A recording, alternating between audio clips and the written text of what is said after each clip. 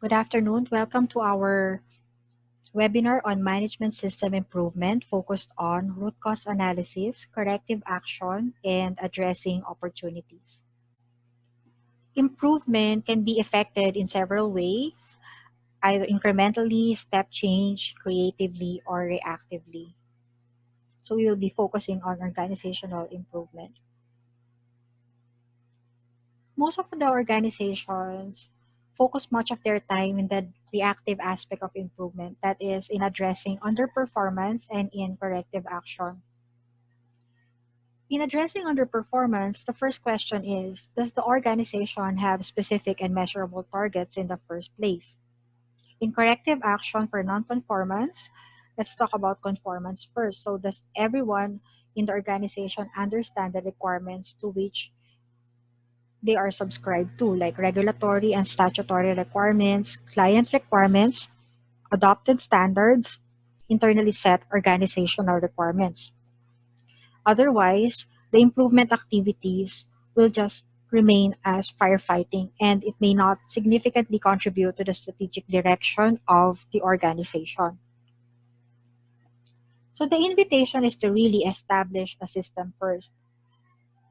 Without a system, then problems may recur, miscommunications may arise, there may be employee demotivation, client dissatisfaction, notice of violations, risks that are not managed, and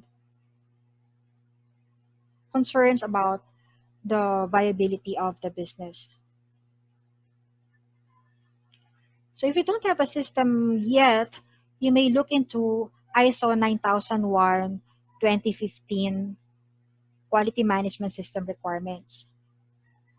It introduces the Plan, Do, Check Act plus the process approach plus risk-based thinking as its QMS model. So that's a very good reference. Because when we establish a management system that is suitable, adequate, relevant, and effective, that's the only time that we can continually improve the processes, the products, the services, and at the end of the day, the strategic objectives of the company may be achieved, viability, empowerment of staff, and client and stakeholders satisfaction. Otherwise, if we just try to try to address the problems on a day-to-day basis, then the efforts will not really result to significant improvement. The ideal scenario is that you have zero system non-conformance, zero notice of violations, and zero client and stakeholders complaints. Now, from the different countries that I have visited, this is actually already the norm.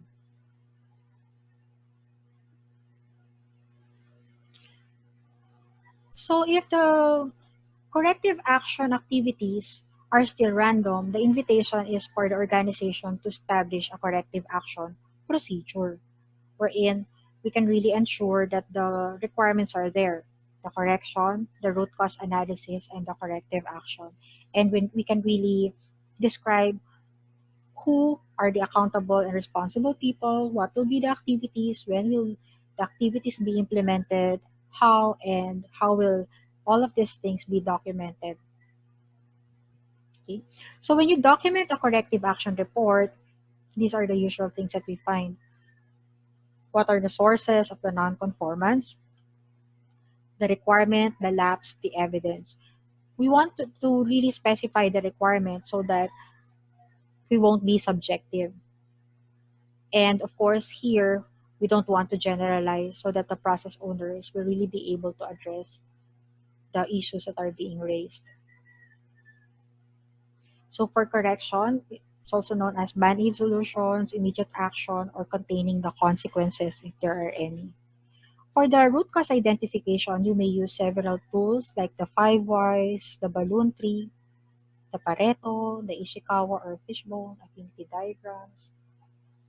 The purpose here is for our root cause identification to really be exhaustive and the root cause analysis to really be effective.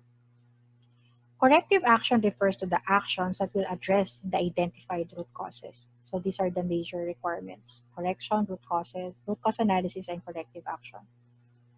However, even if you have done this exhaustively, if we don't verify for the effectiveness of such actions, then we won't really come to a point of improvement. So we really have to verify the actions if because of them the problems did not recur, or if the problems is significantly reduced, or all of the actions have been implemented, then we can close the issue. Now, if you want to move beyond the reactive aspect, you can use the ISO 9004 2018 maturity model so that we can really move from uh, corrective action to the innovative aspects and the creative aspects, Kaizen, reorganization, step-by-step improvement, um, or for innovative changes.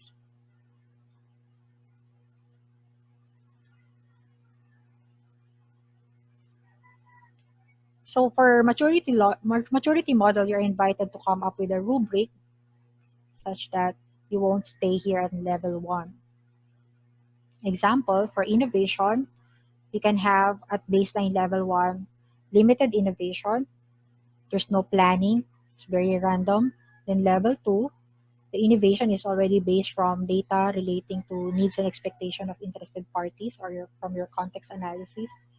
Level three, innovation is already proactive and there's management support evidenced by um, allocating resources for innovative activities.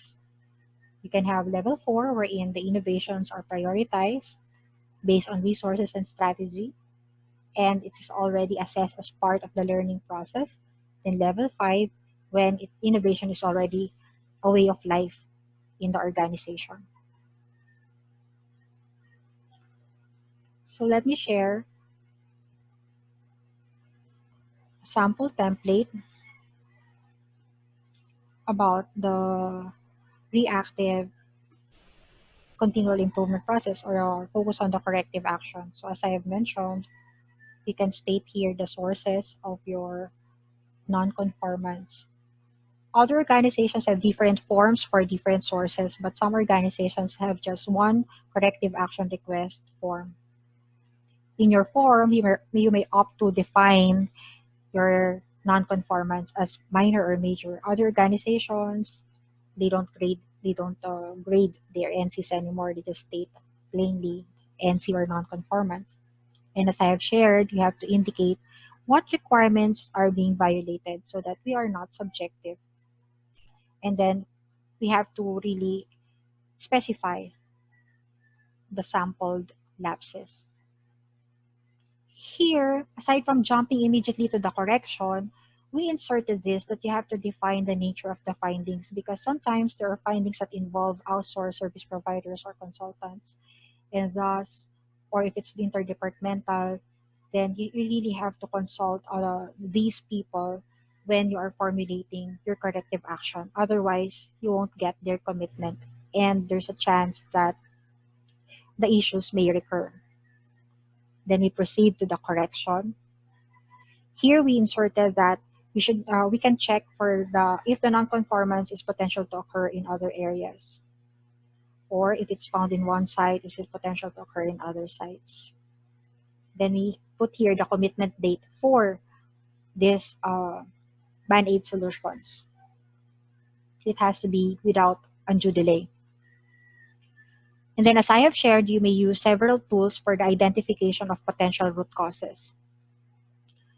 In other organizations, even if you have trained them for exhaustive root cause identification, some leaders still do not exhaustively identify the root causes. So other organizations opt to provide a checklist like this, so the leaders can just check the potential root causes. In other situations, the leaders are well intentioned, they want to have an exhaustive root cause analysis, but they just cannot come up with so many. So the suggestion is you really have to go back to your documented procedures and really check where the bottlenecks are. Then you'll be surprised that the leaders will now be able to check more from this area. Now, these are potential root causes. It is important to validate which among the identified root causes is the true contributory root cause, the real root cause. Otherwise, you will exert a lot of effort in the activities, but at the end of the day, the issue will recur, so it will not be efficient. So you have to focus on the validated root cause or the true root causes. From the risk-based model of ISO 9001:2015, we suggest that you can also insert here the potential risks that are accompanied if such issues will not be addressed. And for every risk, they may be opportunities, so might as well identify the opportunities. In some forms, they just enumerate the corrective actions, but at the end of the day, they don't achieve their commitment dates because the action planning is not detailed. So here we suggest that instead of just enumerating the corrective actions, we really come up with action planning wherein you indicate the accountable person, you indicate the resources, and if top management has approved that resources, and you indicate the timetable. So another important part, of course, is the verification of effectiveness of the corrective action. We need to have a disposition whether the issue is closed or open. So if the problem did not recur or is significantly improved, then we close it. If all of the actions were implemented, it's not automatically closed because if the problem recurred, then that means that the root cause analysis may not have been that exhaustive or you really did not hit the true root cause. Okay, so there's option here if you need further action and you can come back for another verification or you can endorse it to the next IQA. What's important is that this issue should be seen through closure. To further optimize improvement, you can institutionalize or standardize the improvements that arise addressing the issues. No? You can originate new procedures or you can revisit or revise existing procedures. So that's one sample template. I will be providing you with this one in your emails. So using the maturity model, you can apply that to the other processes, not just on improvement and innovation, but also on internal audit, training, performance monitoring, and others.